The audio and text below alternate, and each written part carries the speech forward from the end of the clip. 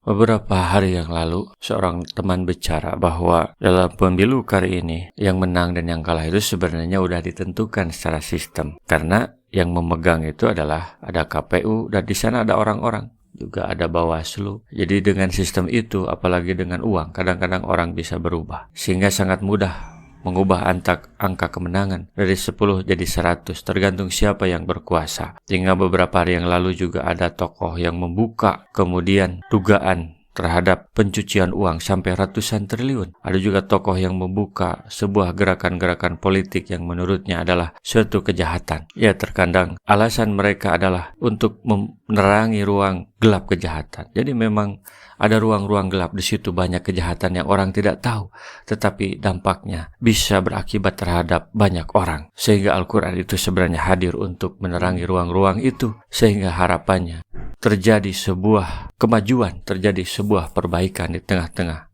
masyarakat. Alam tara ila rabbika kaifa madaddilla walau sa'ala ja'alahu sakina thumma ja'alna samsa alaihi dalila. Tidakkah engkau memperhatikan penciptaan Tuhanmu, bagaimana dia memanjangkan dan memendekkan bayang-bayang, dan sekiranya dia menghendaki, niscaya dia jadikannya bayang-bayang itu tetap. Kemudian kami jadikan matahari sebagai petunjuk.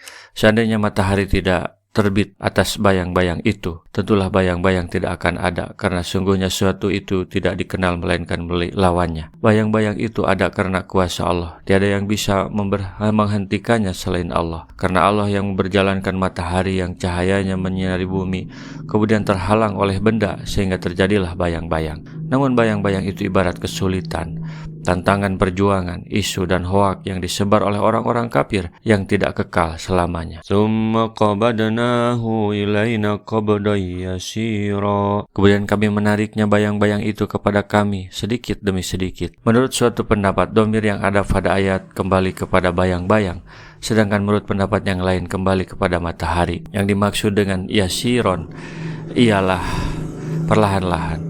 Menurut Ibnu Abbas artinya cepat, sedangkan menurut Mujahid tersembunyi. As-Sadi mengatakan tarikan yang tersembunyi sehingga tiada bayangan lagi di muka bumi melainkan yang ada di bawah atap atau di bawah pohon, karena matahari menyinari semua yang ada di atas bumi. Demikianlah proses kemenangan dakwah itu.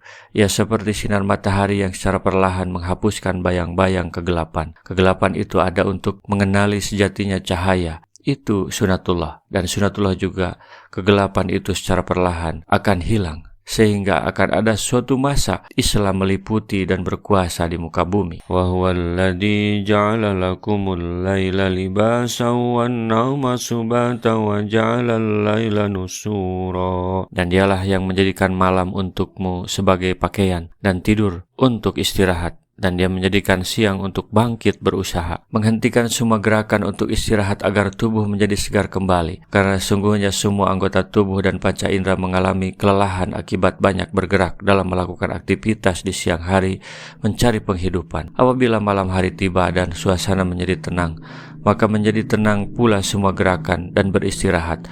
Lalu datanglah rasa kantuk, kemudian tertidur. Tidur merupakan istirahat bagi tubuh dan roh sekaligus. Manusia melakukan aktivitasnya di siang hari untuk mencari penghidupannya lewat usaha serta kerjanya. Semua ada waktunya, semua sudah diatur oleh Allah. Ada menang, ada kalah. Semua berjalan seperti berjalannya siang dan malam. Wa huwallazi arsala riyaha busran baina yaday rahmatih wa anzalna minas samaa'i ma'an tahura. Dan dialah yang meniupkan angin sebagai pembawa kabar gembira sebelum kedatangan rahmatnya, yaitu hujan, dan kami turunkan dari langit air yang sangat bersih. Ketika para petani sudah putus asa karena belum turun hujan, datanglah angin membawa kabar gembira, dan dialah yang menurunkan hujan sesudah mereka berputus asa. Asy-Syura 28. Karena berapapun punya uang, tidak bisa membeli hujan. Wahai Rasulullah, bolehkah kami berwudu dari air sumur Buda'ah, sedangkan ke dalam sumur itu sering dilemparkan sampah dan bangkai anjing? Tanya seorang sahabat. Rasul menjawab, Innal ma'a tahurun la yanjisuhu syai'un. Sesungguhnya air itu suci lagi menyucikan, tiada sesuatu pun yang menajiskannya. Hadis diriwayatkan Imam Syafi'i. Ibnu Abu Hatim mengatakan, telah menceritakan kepada kami ayahku, berikut sanadnya sampai kepada Humaid at-Tawil. dari Sabit Al-Banani yang mengatakan bahwa ia bersama Abul Aliyah di suatu hari yang hujan masuk ke dalam kota Basroh. Jalan-jalan di kota Basroh kotor karenanya. Tetapi Abul Aliyah sholat. Maka aku, kata perawi, bertanya kepadanya mengenai perbuatannya itu. Lalu ia membaca firman Allah yang mengatakan, dan kami turunkan dari langit air yang amat bersih, yaitu ayat ini. Dan ia berkata bahwa kekotoran tempat salatnya itu telah disucikan oleh air hujan. Linuhiya bihi baldatan maita wa nuskiyahu mimma khalaqnahu an'ama wa nasiya katsira. Agar dengan air itu kami menghidupkan negeri yang mati atau tandus, dan kami memberi minum kepada sebagian apa yang telah kami ciptakan, berupa hewan-hewan ternak dan manusia yang banyak. Tanah yang telah lama menunggu kedatangan hujan, sedangkan ia dalam keadaan kering.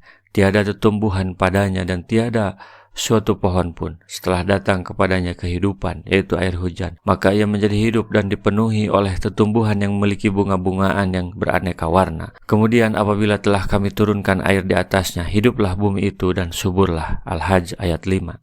Semua makhluk itu kalau kita perhatikan semua berasal dari air. Maka air hujan ini bisa menjadi bahan untuk berpikir tentang kekuasaan Allah. Jika dakwah diibaratkan air hujan, maka ia akan menumbuh suburkan pada orang-orang yang menerimanya. Dakwah akan menghidupkan hati yang mati, memajukan negara yang hampir bangkrut. Walaqad sarafnahu bainahum liyadhakkaru wa aba aksarun nasi illa kufura. Dan sungguh kami telah pergilirkan hujan itu di antara mereka agar mereka mengambil pelajaran. Tetapi kebanyakan manusia tidak mau bersyukur, bahkan mereka mengingkari nikmat itu. Sudah jelas manfaatnya air hujan dan datang terus-menerus, tetapi terkadang tidak menjadi sebuah pelajaran. Sebagaimana Al-Quran dan dakwah yang dibawa para petugas dakwah. Tidaklah mereka menyampaikan Al-Quran ini yang sudah jelas manfaatnya. Namun sedikit yang beriman dan menerima dakwah tersebut. Inilah realita yang harus disadari para petugas dakwah. Dakwah itu sulit dan mendaki. Rasulullah di suatu hari bersabda kepada para sahabatnya sehabis hujan di malam hari, "Tahukah kalian apa yang dikatakan oleh Tuhan kalian?" Mereka menjawab, "Allah dan Rasulnya lebih mengetahui." Nabi bersabda, "Sebagian di antara hamba-hambaku pagi hari ini ada yang beriman kepadaku dan ada yang kafir. Adapun orang yang mengatakan kami diberi hujan berkat kemurahan dan rahmat Allah, maka dia adalah orang-orang yang beriman kepadaku dan kafir kepada bintang-bintang. Adapun orang yang mengatakan kami diberi hujan oleh bintang anu dan anu, maka orang itu kafir kepadaku dan percaya kepada bintang-bintang." Hadis riwayat Muslim. Ada 3 pelajaran dari episode ini. Yang pertama, dari hujan kita belajar bahwa yang mati bisa hidup kembali. Demikian pula dengan dakwah. Yang kedua, dari bayang-bayang kita belajar dakwah ibarat sinar matahari yang menerangi kegelapan. Kemudian muncul bayang-bayang sebagai konsekuensi, tapi kemudian bayang-bayang itu hilang. Yang ketiga, kemenangan dakwah itu perlahan, tapi pasti akan menemukan jalannya. Rasulullah SAW bersabda, "Baligu anni walau ayatan." Sampaikan dariku meskipun satu ayat. Mari kita sebarkan jalan kebahagiaan dengan like, share, dan subscribe channel ini.